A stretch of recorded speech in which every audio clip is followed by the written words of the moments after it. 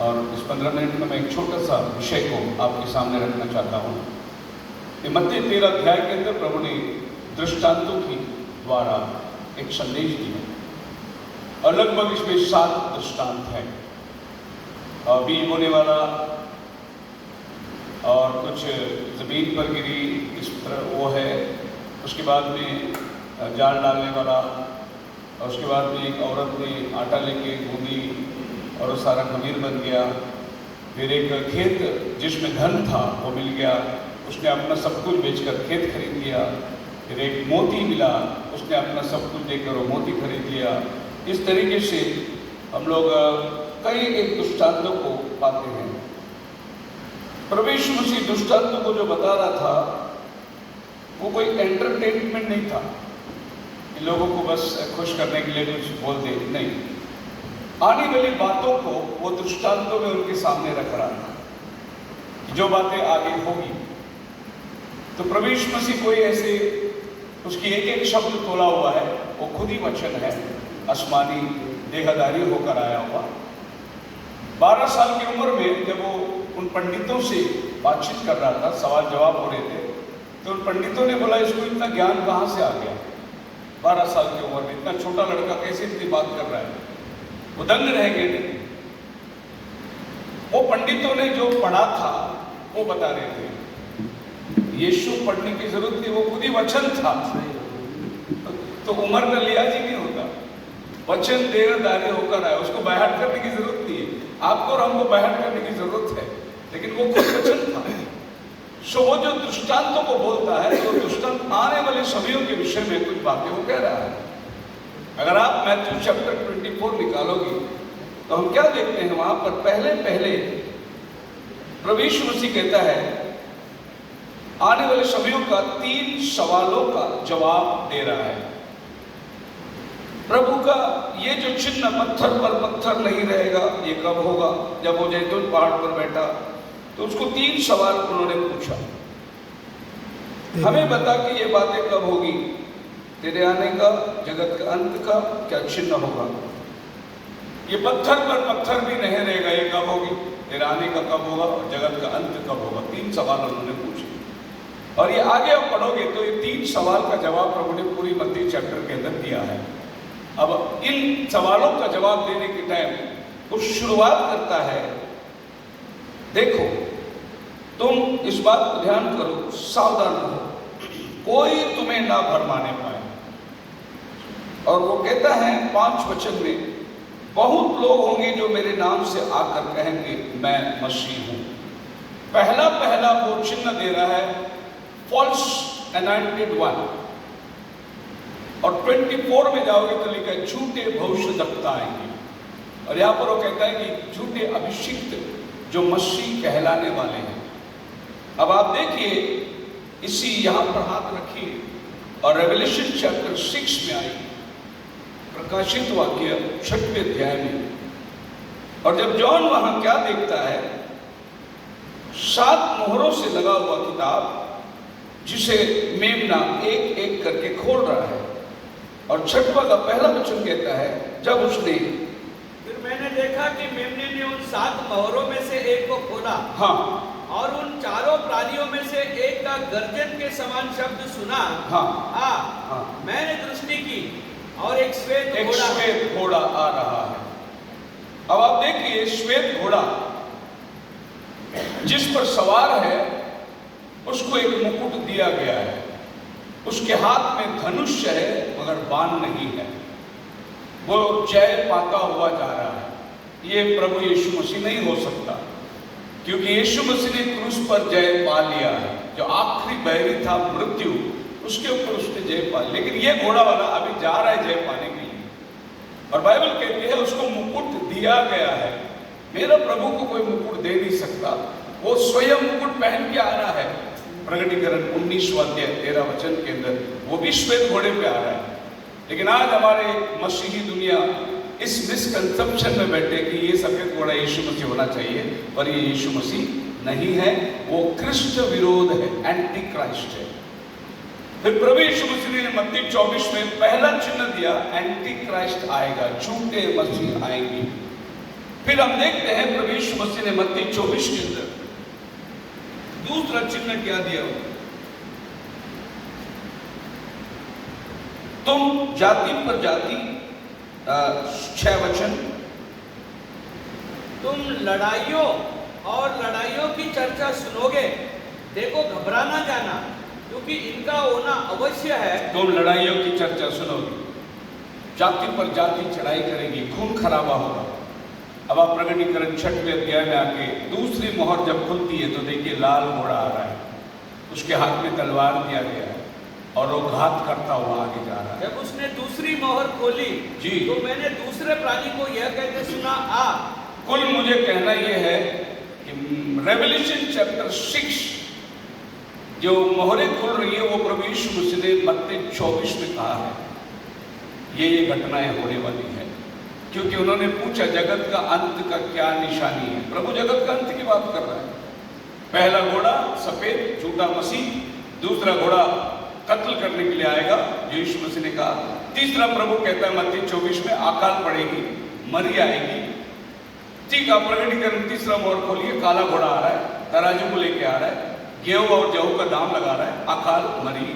चौथा घोड़ा पीला घोड़ा आ रहा है जिसका नाम है मरण। फिर प्रभु यहाँ बोलते हैं तुम्हें पकड़वाएंगे, मरवाएंगे, चौथा घोड़ा। यानी प्रभु मत्ती 24 में जो बातें चेलों को बता रहा है, इन्हीं बातों को वो प्रकाशित 6 में यूहन्ना को पतमोस नाम टापू में खोल के दिखा रहा है आसमान पर। दूसरे शब्दों में मैं कहूँ तो 7 मोहरों का संदेश प्रभु मत्ती 24 में दे रहा है। उसी तरीके से हमने जो वचन पढ़ा था मत्ती 13वां अध्याय, ये संदेश कौन सा संदेश है जो मत्ती 13 में प्रभु 7 दृष्टांत बोल रहा है। उसमें से एक दृष्टांत के बारे में मैं आपको बात करता हूँ। एक औरत ने 3 सेर आटा में खमीर मिलाकर सारा आटा को गूंद के खमीर बना दिया।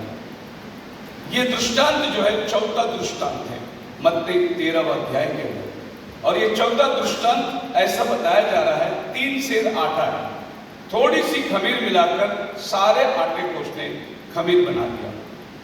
और एक औरत ये काम करती है, एक सिंपल वचन है 13:33।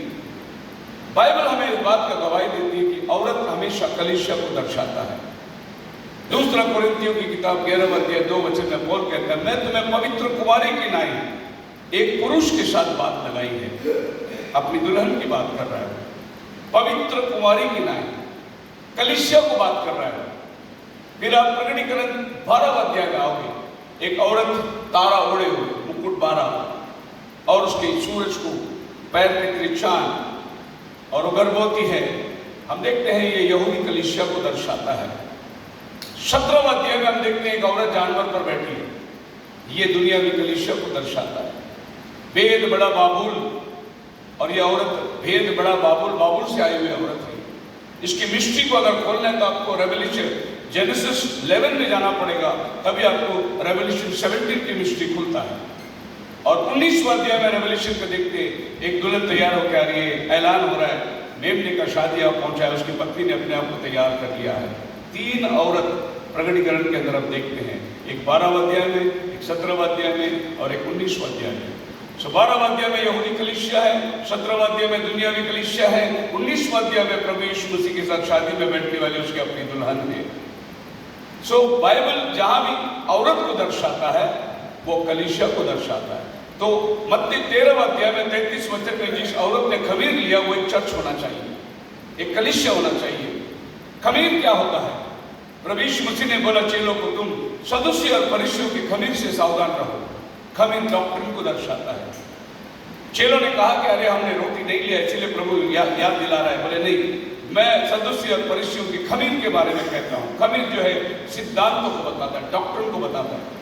यानी एक चर्च ने डॉक्ट्रिन को लेकर, खमीर को लेकर आटा के साथ मिला दिया, 3 सेर आटा।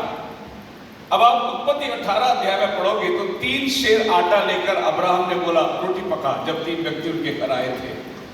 तो 3 सेर एक परमेश्वर का एक परिपूर्णता है, पिता पुत्र पवित्र आत्मा, जस्टिफिकेशन, सैंक्टिफिकेशन, बैप्टिज्म और होली गोस्ट। 3 में परमेश्वर सारे कामों को पूरा करता है। तो 3 सेर आटा को लेकर, खमीर मिलाना मतलब ये 3 को लेकर इसके साथ एक डॉक्ट्रिन को मिलाना है। और जो डॉक्ट्रिन को मिलाया गया वो डॉक्ट्रिन क्या था? एक खुदा का डॉक्ट्रिन, परमेश्वर एक है, पूरी बाइबल एक खुदा की बात करती है। ये एक खुदा की डॉक्ट्रिन 3 खुदा में बदल दिया। एक औरत ने किया है काम, औरत कलीसिया को दर्शाता है। वो कलीसिया रोमन कैथोलिक कलीसिया है जिसने ट्रिनिटी की डॉक्ट्रिन ले आकर आटे में मिलाकर सारे आटे को गूंथ कर खमीर कर दिया। अब ये दृष्टांतों को पढ़ने के लिए आप अगर पीछे जाओगे तो आपको साफ साफ नजर आएगा। बड़ी प्रकाशित वाक्य उसका 2 अध्याय और उसका 20 वचन। पर मुझे तेरे विरुद्ध यह कहना है कि तू उस स्त्री एजेबेल को रहने देता है जो अपने आप को भविष्यद्वक्ता कहती है और मेरे दासों को व्यभिचार करने और मूर्तियों के आगे चढ़ाए हुए वस्तु खाना सिखाकर भरमाती है। 7 कलीसिया का संदेश है। इफिसुस, स्मुर्ना, परगमुस, थुआतीरा, 4था कलीसिया। वहां 4था पैराबल में औरत ने आके खमीर मिलाया। ये 4था पैराबल आने वाला 4था कलीसिया के अंदर एक औरत आकर जिसका नाम है जेजबेल, अपने लोगों को मूर्तों की उपासना करना सिखाया। अब मूर्तों को कलीसिया में कब लेके आया? इतिहास खोल के देखिए। 300 AD में निशियन बैठक के अंदर जब ट्रिनिटी की डॉक्ट्रिन सिद्ध हुआ, उसके बाद में हम देखते हैं रोमन कैथोलिक के चर्च की फॉर्मेशन, और फिर सारे ये मूर्त सब अंदर आ गए कंस्टेंटाइन के द्वारा। पागन धर्म जो है वो पापन बनकर चर्च के अंदर एंट्री करी। एग्जैक्टली 4था चर्च। और प्रभु यीशु मसीह 4था पैराबल में औरत की बात करता है। उसने खमीर लाकर मिलाकर सारे डॉक्ट्रिन को मिला दिया। और ये 4था डॉक्ट्रिन प्रभु जेजबेल को बोलता है। 4था कलीसिया थुआतीरा, थुआतीरा कलीसिया का मतलब दुनियावी लोग। और इस कलीसिया के अंदर ये औरत आकर सिद्धांतों को मिला दिया। यानी प्रभु यीशु मसीह स्टेप बाय स्टेप बात कर रहा है मैथ्यू 13 के अंदर, और एग्जैक्टली रेवलेशन के अंदर 4थी कलीसिया के अंदर ये डॉक्ट्रिन आ गई, जिस डॉक्ट्रिन को पूरा कलीसिया ने खा गया और सच्चाई छिप गई। झूठ जो है रोमन कैथोलिक से फिर बाहर निकले, फिर निकले, फिर निकले, फिर निकले, और पूरी कलीसिया आज एक ट्रिनिटी की शिक्षण पर बंधी हुई है, जो एक औरत ने खमीर मिलाकर इस सारे आटे को गूंथ कर खमीर कर दिया है। मैं प्रभु का धन्यवाद देता हूँ। उसी खमीर के आटे से प्रभु ने हमको फिर से बाहर निकालकर वन गॉड के शिक्षण पर लेकर आया। मूल शिक्षण है। इसी खमीर में से प्रभु हमको बाहर निकलने के लिए कहता है। पढ़िए प्रकटीकरण 18वां अध्याय उसके 4 वचन में लिखा है, कम आउट ऑफ हर। मेरे लोगों से एक और शब्द सुना जी, हे मेरे लोगों, हे मेरे लोगों, उसमें से निकल आओ। अब ये बाइबल बोलता है उसमें से निकल आओ। अगर आपके पास इंग्लिश बाइबल है तो पढ़िए English Bible. Come out of her, come out of her, her औरत। हिंदी बाइबल प्रोनाउंसिएशन नहीं दे रही है। उसमें से निकल आओ। उसमें से निकला, किसमें से निकला? उस स्त्री में से निकल के आओ। कौन है वो स्त्री?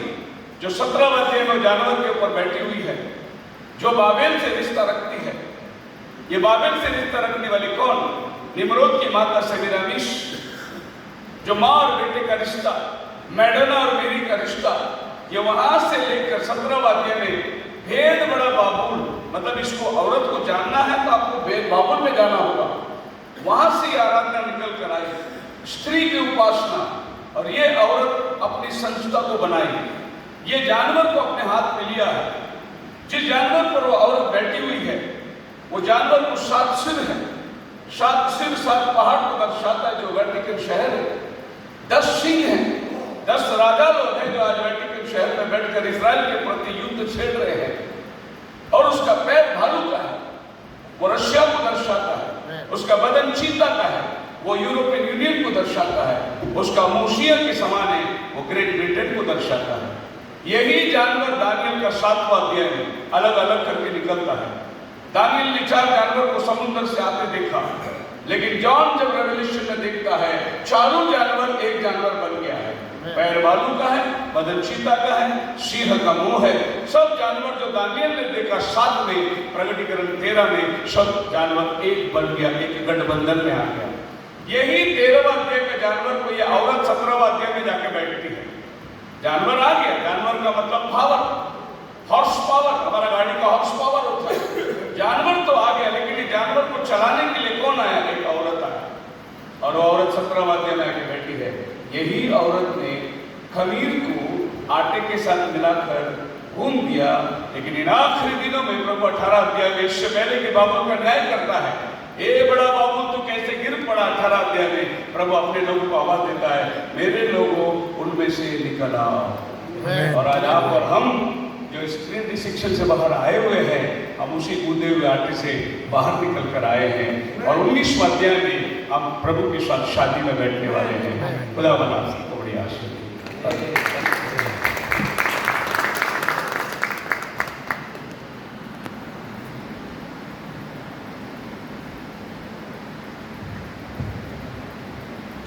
आइए हम लोग प्रार्थना के साथ आगे बढ़ेंगे, आगे के कार्यक्रम में जाएंगे हम लोग। उससे पहले हम लोग प्रार्थना करेंगे।